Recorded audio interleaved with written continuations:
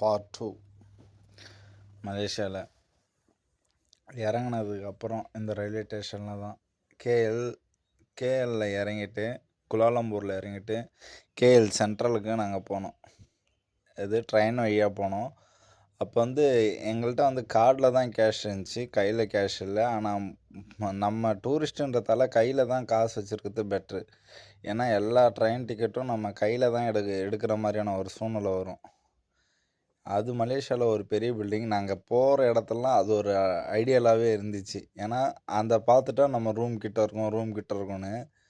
ஆனால் எனக்கு ஒன்று தெரில, இது எல்லாம் அதை சுற்றி தான் எல்லாமே இருக்குது. ஆனால் எங்களுக்கு அதை தெரியாத, அதுக்கிட்ட தான் எங்கள் ரூம் இருக்குதுன்னு நினச்சிட்டு நாங்கள் சுற்றிக்கிட்டு இருக்கிறோம். அதை அடிக்கடி பார்த்துட்டு இங்கே பாடுறா இவன்னு சொல்லிட்டு அதை நினச்சே சிரித்தோம். செகண்ட் டே குளிச்சுட்டு ரெஃப்ரெஷ் ஆகிட்டு கோயிலுக்கு போகலான்னு பிளான் பண்ணிட்டோம். காலைல நான் சாப்பிட்ல. ஏன்னா உண்ணாவிரதத்தோடு போகலாம், முருகனை பார்த்ததுக்கப்புறம் எதுவாக இருந்தாலும் நடந்துக்கலாம் அப்படின்னு சொல்லிட்டு கேஎல் சென்ட்ரல் போயிட்டு தான் குலாலம்பூருக்கு டிக்கெட் எடுத்தோம். அங்கே 5 ரூபா தான் டிக்கெட்டு, 5 ரிங்கெட்டு. அது ஒரு ஆஃப் அன் ஹவர் ட்ராவலு. எப்போ திரும்பி வருவோன்றது தெரியாது. அப்படி நாங்கள் பிளான் பண்ணல. ஏன்னா மெயின் இதுக்காக தான் வந்தோம். ஆனால் ஷாகிப்பும் எனக்கு ஒன்றுனா அதிகமாக ஒத்துழைச்சான். ஏன்னா அவன் முஸ்லீம் தான், அவனுக்கு இது மேலே இன்ட்ரெஸ்ட் இல்லை. என்னவோ கடவுள் என் ஆசையாக அனுபவிக்கிறதுக்காகவே வேறு மதத்துலேருந்து ஒருத்தவனை அனுபவித்து நீ அனுபவிச்சுக்கிடான்னு சொல்கிற மாதிரி அவனை ஃபுல் அண்ட் ஃபுல் கோஆப்ரேட் பண்ணால் அவன் நிம்மதியை தேட வந்தானா இல்லையான்னு தெரில.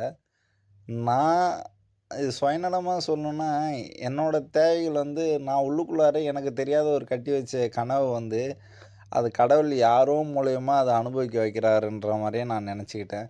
அவனுக்கு ஒரு துளியளவும் ஹிந்துவை பற்றியோ எதை பற்றியும் தெரியாது.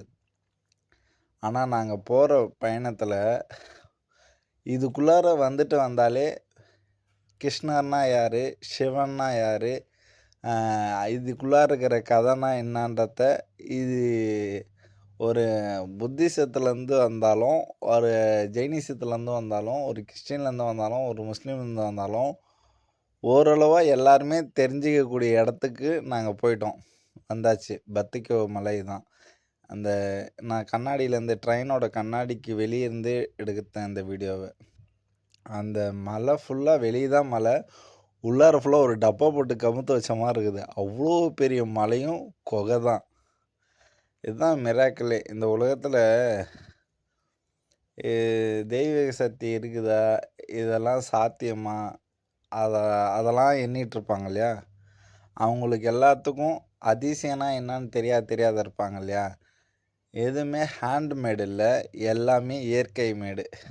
இயற்கையால் ஒன்று உருவான ஒன்று, அது வெளியே எவ்வளோ பிரம்மாண்டமாக பயங்காட்டுதோ உள்ளார அதை விட 1000 மடங்கு அதை விட மோசமாக இருக்கும். ஏன்னா அத்தனையும் குகை. ஆனால் எங்கே தலைக்கு கீழே வீழ்ந்துருமோன்னு பார்த்தா இல்லை, அதான் படைப்பு. இறைவன் எப்படி இந்த உயிரை அழகாக படைச்சி நம்மளுக்கு ஒவ்வொரு செல்ஸ்லேருந்து ஒரு ஹார்மோன் வர வைக்கிறாரோ, அந்த மாதிரி தான் அங்கே இருக்கிற ஒவ்வொரு தூண்லேருந்து ஒரு உயிர் வரும். அது அழகுங்க, பிரம்மாண்டம். நான் பார்த்தோன்னே என்னோடய ராசிக்காரர் ஆஞ்சநேயர் தான் இருந்தார். இதுதான் அந்த மலை. இது உள்ளார நான் காட்டுறேன். உள்ளார ஃபுல்லாக குகை.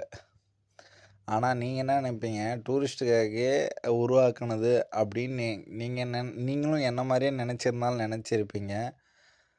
அது ஒரு எந்த ஒரு செயற்கையால் செஞ்ச எந்த ஒரு அழகு முறையான குகையும் அங்கே இல்லை.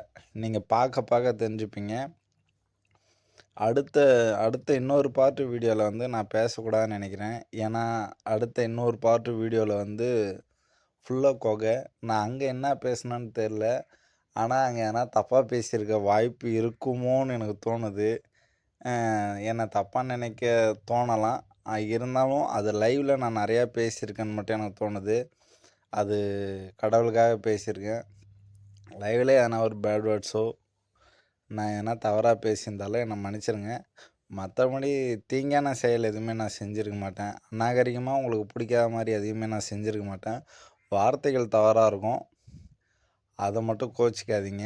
அடுத்த வீடியோ ஏன்னா கோயிலுக்குள்ளார நான் காட்ட போகிறேன். அந்த மலைக்குள்ளாரையும் குகைக்குள்ளாரையும் அதை நீங்கள் எப்படி பார்த்து அனுபவிக்க போகிறீங்கன்னு நினச்சிங்க. ஓம் ஜெய் ஸ்ரீராம். செம்மங்க. பார்த்த உடனே குழந்தைங்க எப்படி திறந்து கண்ணை வீச்சோன்னா அம்மா முகத்தை பார்க்குதோ அந்த மாதிரி இந்த கடவுள் எல்லாத்தையும் பார்க்கக்குள்ள எனக்கு கிடைச்ச ஒரு பிரமிப்பு இருக்குது. அப்பா, இந்த காலத்தில் நான் எதை வாழணுமோ அதை அனுபவிச்சிட்டேன்ற மாதிரி ஒரு மகத்தான ஒரு உண்மை தான். இந்த வாழ்க்கையில் நான் என்ன அனுபவிக்கணும், எனக்கு என்ன கிடைக்கணுன்றத கடவுள் அதை எனக்கு நிஜமாலுமே கொடுத்துட்டாருன்ற மாதிரி நான் உணர்ந்தேன். இது வெறும் நான் வார்த்தைக்காக உங்கள்கிட்ட எழுதி வச்சுக்கிட்டோ எனக்காகலாம் பேசலை, நீங்கள் பார்ப்பீங்கன்றதுக்காகலாம். நீங்கள் பார்க்குறவங்க லைக் கூட போட மாட்டீங்க, அதெல்லாம் எனக்கு பெருசு இல்லை. ஆனால் நான் திருப்தியாக எனக்கு ஒன்று நடந்ததை அதை எனக்குள்ளாரே நான் பதிவு பண்ணிக்கிறேன். ரொம்ப ஹாப்பிங்க. இங்கே டிக்கெட் எடுக்கிற இடம். இங்கே இன்னொன்று என்னென்னா, அந்த அண்ணன் தான் இவரும் தான், இவரே இன்னொருத்தவரான்னு தெரில,